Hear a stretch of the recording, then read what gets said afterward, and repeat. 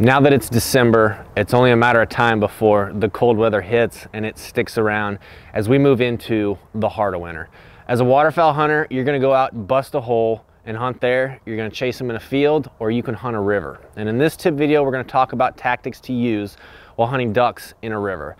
The first thing you need to remember is you're hunting flowing water. So rather than hunting stagnant water in a lake or flooded vegetation, moist soil environment, you're gonna need heavier weights. Where we typically use a 6-ounce weight in a stagnant water situation, you're gonna wanna bump that up to at least 16 ounces in a flowing water situation on a river.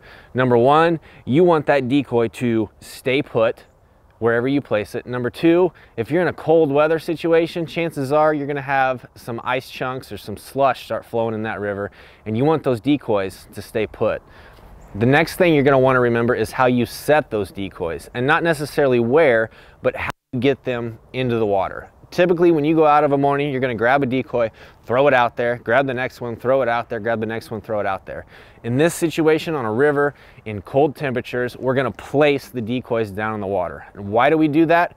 We don't want water splashing up on the decoys around them. We don't want that decoy falling under the water and then popping back up, because if it's sub-freezing temperatures, that water's gonna freeze on that decoy, and come first light, that first group of ducks circles overhead, you don't want a bunch of shining beads of water on the back or the head of that decoy. And that leads us to our third tip. If you're in sub-freezing temperatures, down single digits to the teens, it's inevitable that water starts to freeze and accumulates on the bottom of that decoy. You don't want birds circling over top and seeing a decoy surrounded by a little disc of ice around the keel.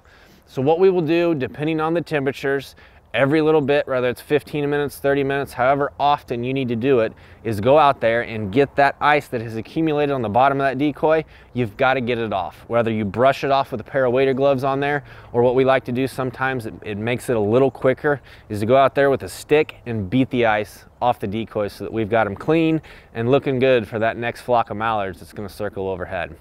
So come back next week as we use some of these tactics. We're hunting a small river in Nebraska. It's cold, it's bitter, that wind is howling out of the northwest, and the mallards are jumping out of South Dakota.